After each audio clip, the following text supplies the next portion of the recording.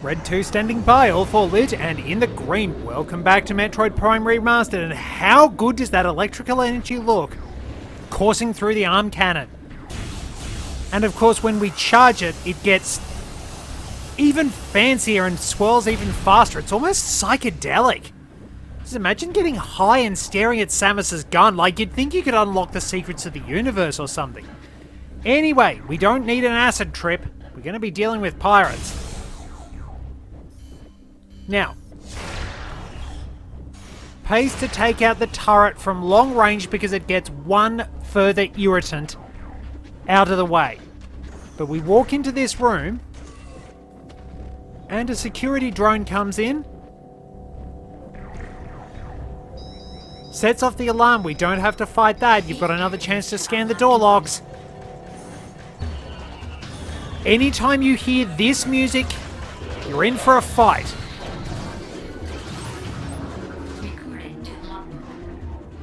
These are space pirates, sentient aggressor species well trained in weapon and melee combat. You will notice that they're not Zebezians. Space pirates wield galvanic accelerator cannons and forearm-mounted sights in combat. This species seeks to become the dominant force in the galaxy, and their technology may help them realize this goal. Ruthless and amoral, the pirates care little for the cost of their ambition. Only the results matter, and they take these very seriously. And it honestly looks like they've grafted some of the stuff into their body. So, if you want to deal with the space pirates fairly easily, charge beam missile.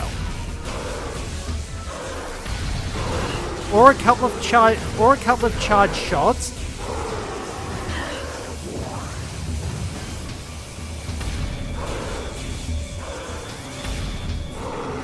But you'll notice that the wave beam actually does have that homing capacity when you're locked on, so you can track down your targets.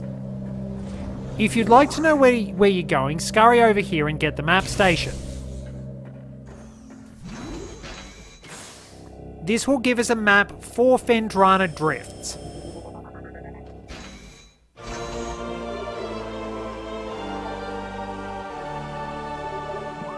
So, you'll notice that when I press the button, you'll notice that there's a big thing over here, and most of the space pirate facility is visible here.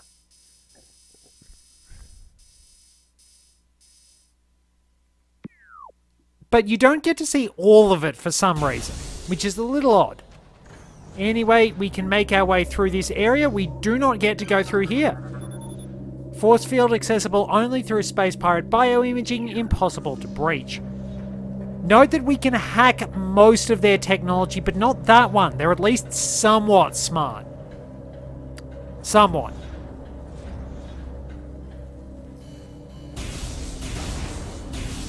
They're not entirely brilliant. They do a lot of stupid things. But we'll have a lot of information to gather throughout this area as well. So once again, expect a lot of exposition.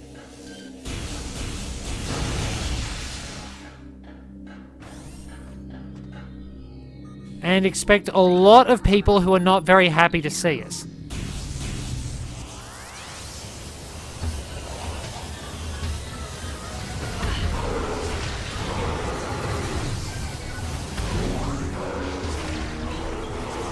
That's 2 of them down.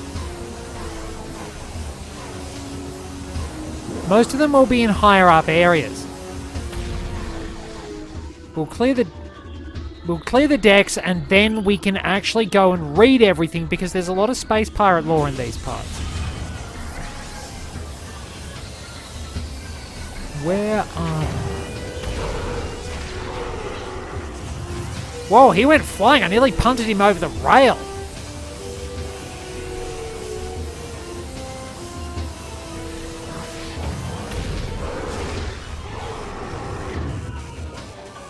Oh no, he didn't slide.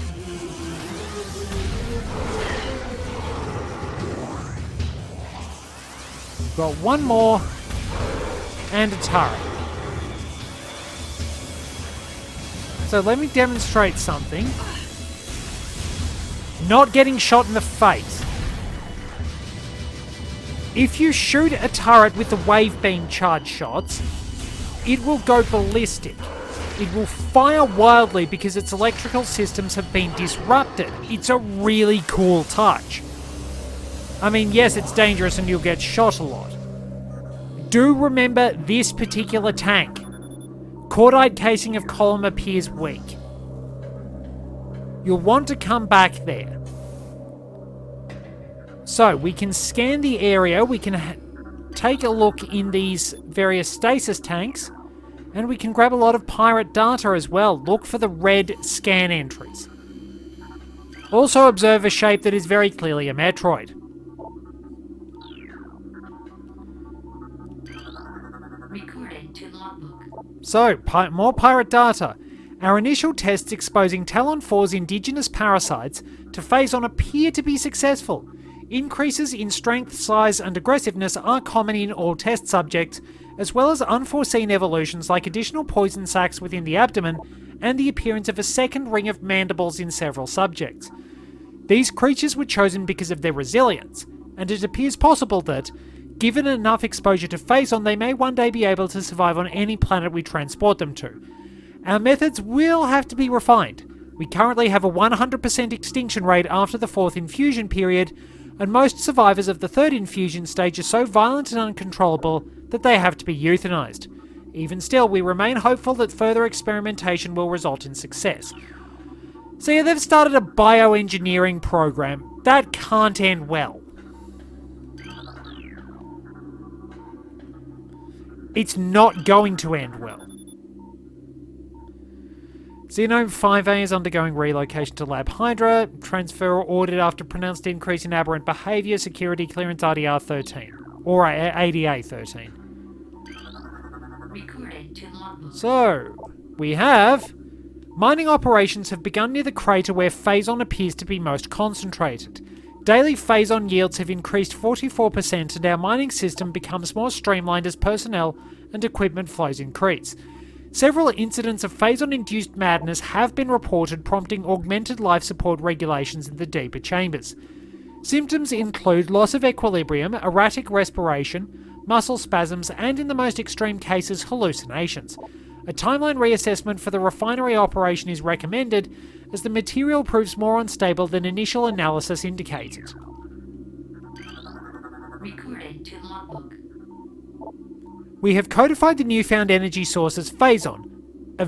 Is that a U or a V? V index mutagen, of which we have very little reliable data. Indications point to a meteor of unknown origin expelling Phazon into the environment. This material appears to possess the power to mutate organic life forms sufficiently to withstand its poison. These mutations appear promising, with abrupt evolutionary leaps appearing in single-generation reproduction. Plans to establish a full science team on Talon 4 are being finalised. Recording to logbook. Most terraforming and retrofitting of security checkpoints on Talon 4 is complete, but we continue to research the alarming epidemic of breaches by local creatures.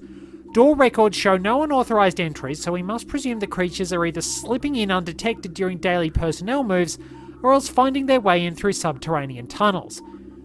We have found many small breaches of this latter sort and plugged them wherever we can, but it is unlikely that we will ever achieve full extermination within our current timetable. That's a bit of a different one. What else have we got down here? Nothing more. For the time being. We can go upstairs, essentially, and find some.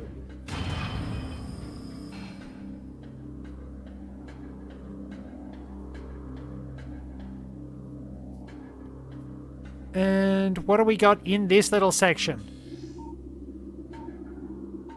No lore here.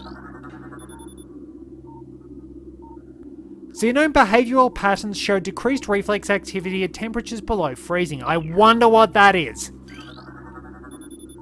Mutation strain 776V shows massive absorption capacity influx. Strain replication is now underway. And there's a thing that looks like a Metroid, but very clearly isn't. We'll find out in due course. Recording to logbook. Researcher Outpost Glacier 1 in the Phendrana Drifts region of Talon 4's mountains is operating at 85% capacity. Sub-zero temperatures have made the Metroid sluggish and easy to control, even those well into phase-on infusion cycles.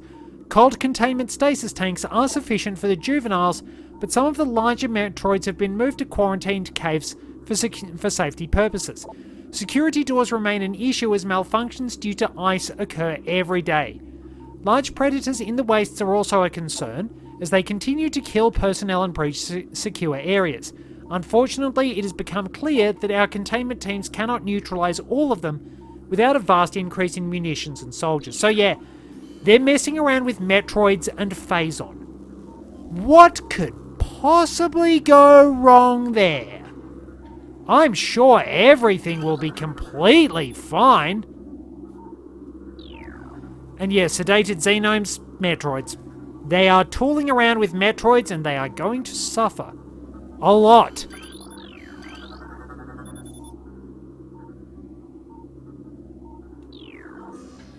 It never ends well. It never ends well.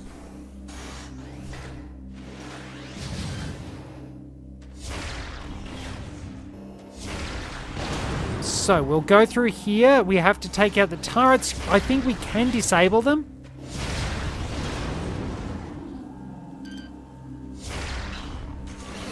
You notice how the... basically, the missile pumping strategy doesn't work with the wave beam as effectively on account of the fact it has to change configuration. Like, the streamlined regular arm cannon, much easier to work with.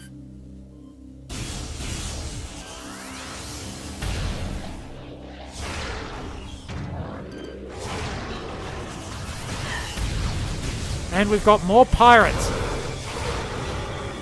Took one of them out from range.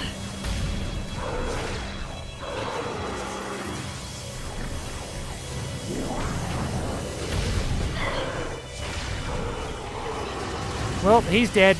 There's another one down there being a point-blank charge shot.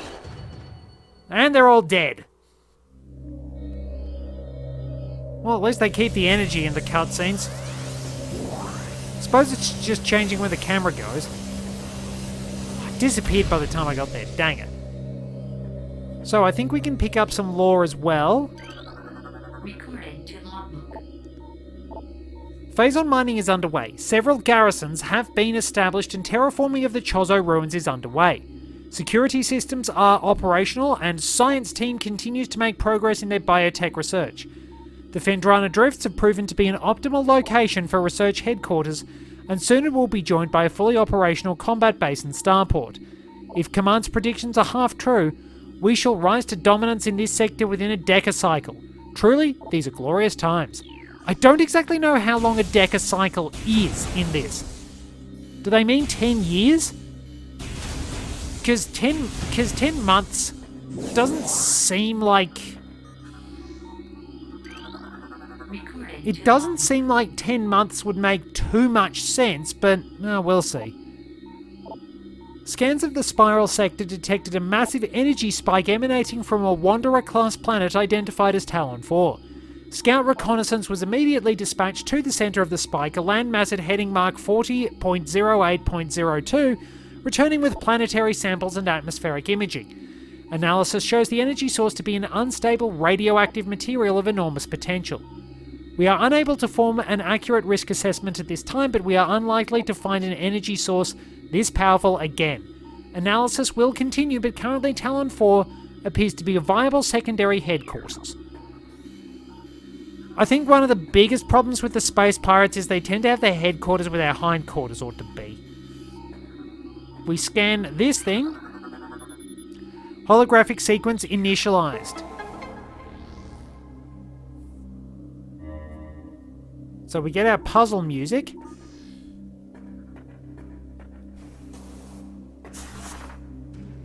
And we can now go about setting up the holo projector.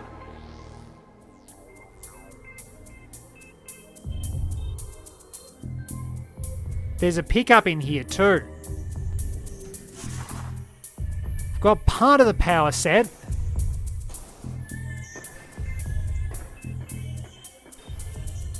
There's a very good reason I wanted to come through to this particular area, and we're about to find out. So we've now got full power activated, and those spinners are going to become active.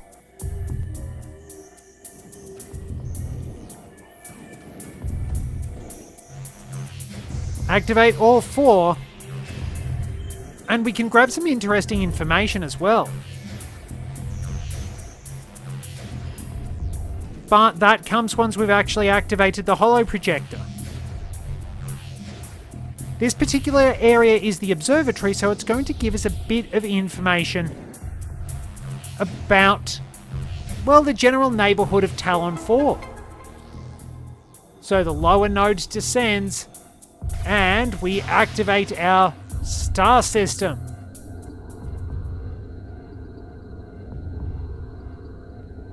And we've got a thing up there too. So let's go grab plenty of information. Can I go this way? Yeah, so from here we can detect. Recorded to logbook. Alright, so this is planet Zebes. Actually in the same system as Talon 4, mass 4.8 trillion teratons. I'm not sure if they did their maths right on this or not. I'm not entirely sure what the weight of the Earth is. But either way, planet's crust is primarily earthic ore, making it ideal for subterranean construction. A Class 19 planet, Zebes is inhospitable to most bioforms. The world was considered unremarkable until it became a base for space pirate forces. The Chozos seem to live there just fine. So, planet Twin Tabula, mass 4.1 trillion teratons. Planet is best known for twin fever, a disease caused by a viral strain native to Twin Tabula. In the early stages of the disease, victims suffer from double vision. When the twin sight fades, the victim is near death. Pretty sucky.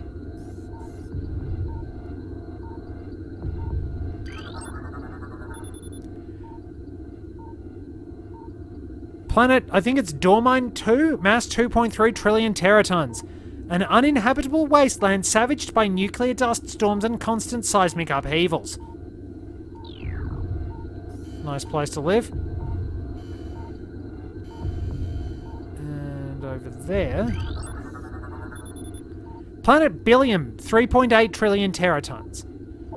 Profile Quarantine. Atmosphere is rife with Miteralis, a sentient gaseous global exterminator virus. Wow, everywhere in this neighbourhood sucks. I don't even think I could shield this in the grounds of the real estate-based job I've got. And this is planet Talon 4, 5.1 trillion teratons. Ecosystem studies indicate that Talon 4 was a biological paradise prior to the impact of an extraterrestrial object. What remains of the biosphere is slowly fading due to exposure to phazon radiation. Read it in the right order. At current rate of decay, Talon 4 will be a barren Class 13 wasteland in approximately 25 years.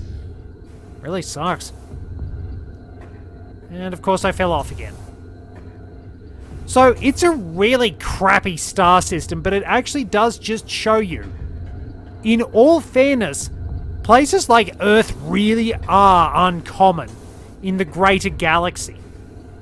Like, there are way more places that are probably going to be inhospitable like Zebes. But we just got lucky to have our pale blue dot, and we've still managed to bugger everything up. So, if you want to save, go through there. I'm not going to rant about the environment and everything. Switch to the power beam. But I am going to land right on this particular pickup, which is something for our gun, and it is the Super Missile. This powerful attack uses 5 missiles. Using the power beam, press and hold A to charge, then press X to fire. Additional data downloaded to inventory screen, blah blah blah. So,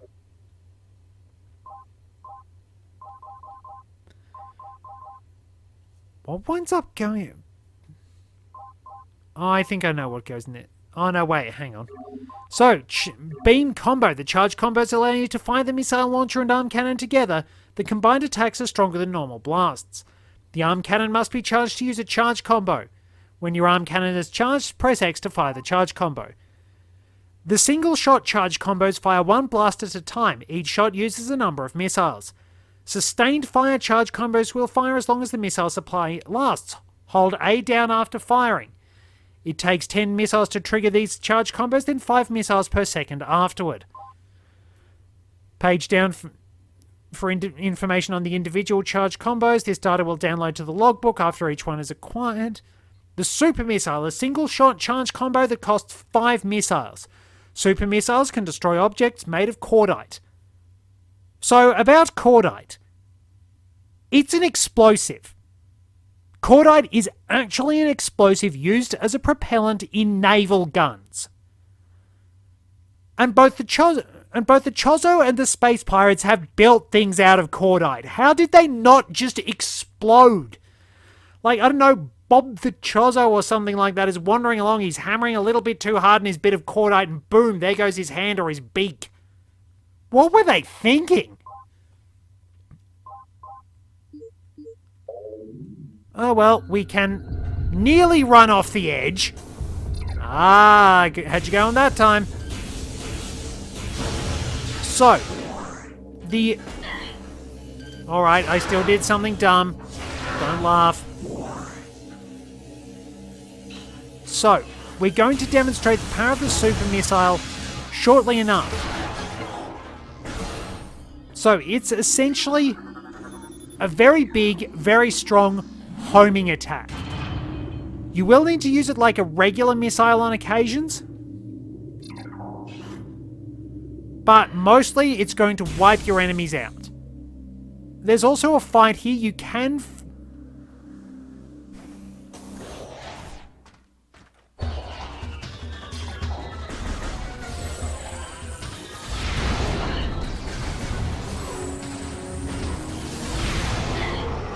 There we go. Where's the other one?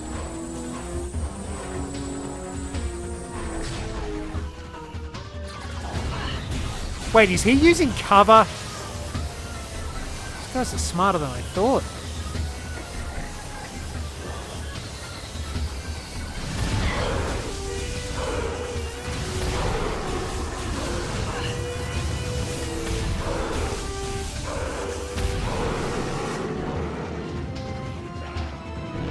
Damn, so I obviously didn't get the trick right, but there is a little trick you can use to actually avoid the flying pirates.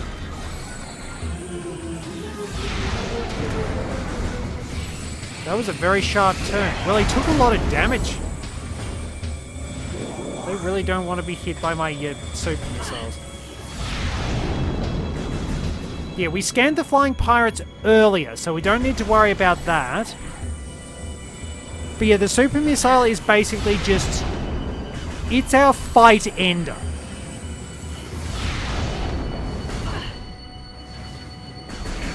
How many of you sods are there? Basically, you just put the super missile to work, and whatever you want to die generally does. And missile pickups are abundant anyway.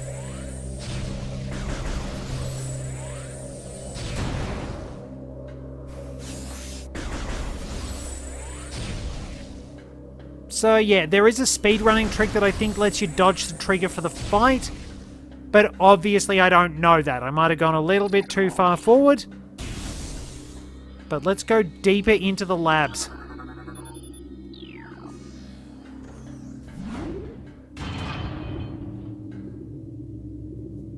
We do have to come back to that area, but we'll come back with better kit.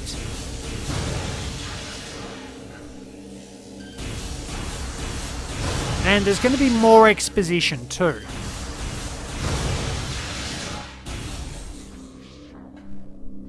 There's also this. You walk into the room, and there's our little buddy Metroid.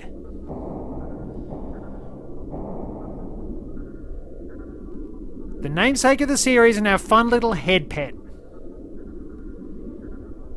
Make sure you get it. The game gives you ample time to get its scan entry. Recording to logbook. Morphology: Talon Metroid, energy-based parasitic predator. The effects of Phazon have turned these Metroids, a species of alpha predator native to SR388, into a unique subspecies found only on Talon 4. Now pay attention, because this was actually changed a bit, because they were originally just Metroids, but they wind up taking very different paths. They don't wind up turning into the forms from SR388. A Talon Metroid will latch onto its prey and drain energy, growing larger as it does. The only way to shake an attached Talon Metroid is to enter Morph Ball mode and lay a bomb. Now this is the worst nightmare for a lot of Metroid players. You're stuck in a room with a Metroid and no ice beam.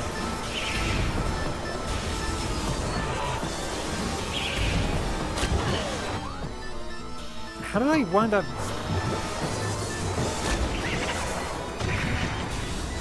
It just died.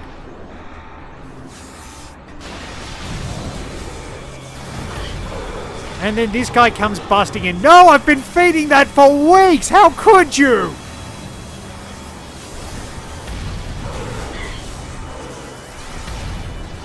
It is actually noted in some scans that the Space Pirates have been stuffing around feeding them. It's mentioned in the Metroid Prime 3 that apparently a Metroid wound up getting sick. I think it's in 3 anyway. Wound up getting sick because one of the pirates gave it a pet treat. Okay, so they're all down there.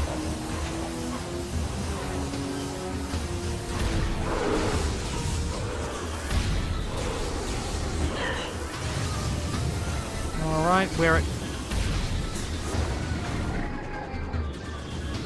Alright, well I stuck the landing. Alright, well of course I fell off. That's to be expected.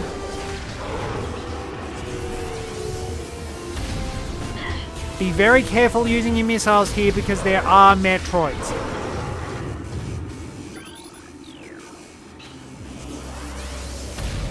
So, as you might have seen, there is a little pathway we can take that I landed on completely by accident.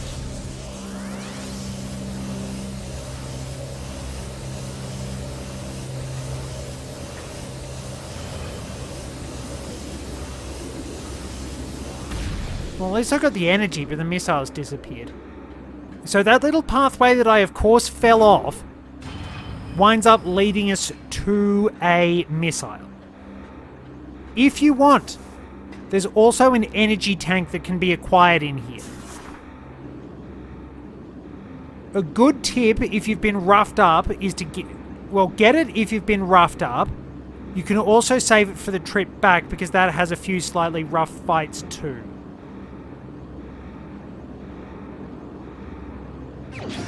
There we go, more missiles, always welcome.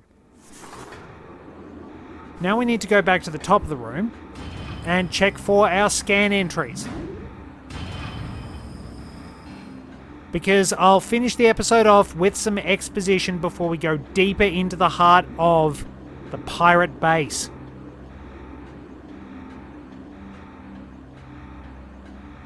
What are we going to find?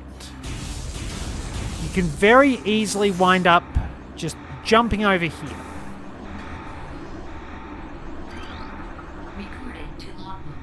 So, the reconstruction of Geoform 187, codenamed Ridley, was recently completed after his defeat on Zebras. Remember, this is after the original Metroid/Zero mission. Ridley dies for real in Super, and then dies again in Other M, and then dies again for real in Fusion. Command ordered a number of metagenetic improvements for him. Though aggressive, we were able to implement these changes in a cycle. The metamorphosis was painful, but quite successful in the end. Early tests indicate a drastic increase in strength, mobility, and offensive capability. Cybernetic modules and armor plating have been added as well. We believe our creation, now called Meta Ridley, will become the mainstay of our security force, a job he will certainly relish. So yeah, they rebuilt Ridley, they had the technology, and there's a sneaky pirate data entry. Initial transfer of Metroids to Talon 4 research facilities has been completed. 3 were terminated in an incident at the landing site, but the others were pacified and transported safely. Initial Phazon infusion testing is underway. We are eager to observe the effects of Phazon on Metroids, especially their ability to absorb and process the energy given off by Phazon sources. Early research suggests a considerable growth in power and size. Whether the creatures stay stable thereafter remains to be seen. I told you it can't end well.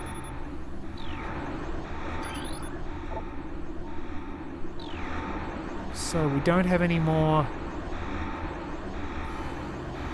up here. Let's mosey on down. Slowly working our way through all the information we can find. Recording to logbook. Confidence is high regarding Phazon applications. We know enough about Phazon now to begin combining it with space pirate DNA. Great. The codename for this venture will be Project Helix. Preliminary studies indicate that Phazon infusion could produce radical new pirate genomes. Benevolent mutation levels are high in current test subjects. Phazon madness is a concern, but refinements in the infusion process should reduce or neutralize the odds of mental degeneration. Blah. I'm getting tongue-tied. I trip over my words when I talk a lot because I always speak a little bit behind where my brain is. It's slightly bothersome. But I've been doing this for years and I'm still holding up alright. We'll wrap things up with more blathering. Alright. Now where... There's our energy tank, so if you want, just drop a missile. And grab it. And we'll get some more lore going.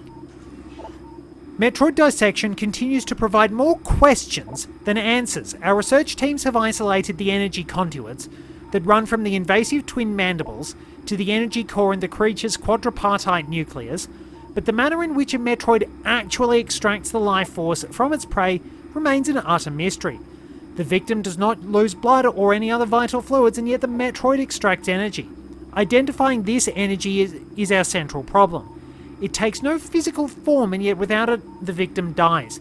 We will continue to research this matter, as the isolation of this life-giving essence, could be the key to our ascendance.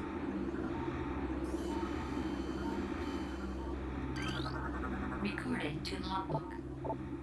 Studies of Metroid biology continue, though with limited progress. It seems likely that we will be much more successful using the Metroids for our means, rather than trying to reproduce their powers. If they could be adequately tamed, spoilers, they can't, we would have no need of a proper understanding of their metabolism. A small force of disciplined Metroids could wipe out entire armies, and once we find a way to shield them from cold containment weapons, they will be invincible. Furthermore, if we could then harvest the energy they'd consumed, we would have a near limitless source of power at our disposal. So yeah, they're doing a Boris. Conversion of elite pirate unsuccessful. What? So, whatever is in there, it's not pretty. It's mostly frozen over, but yeah, it's not nice. There's a thing in there.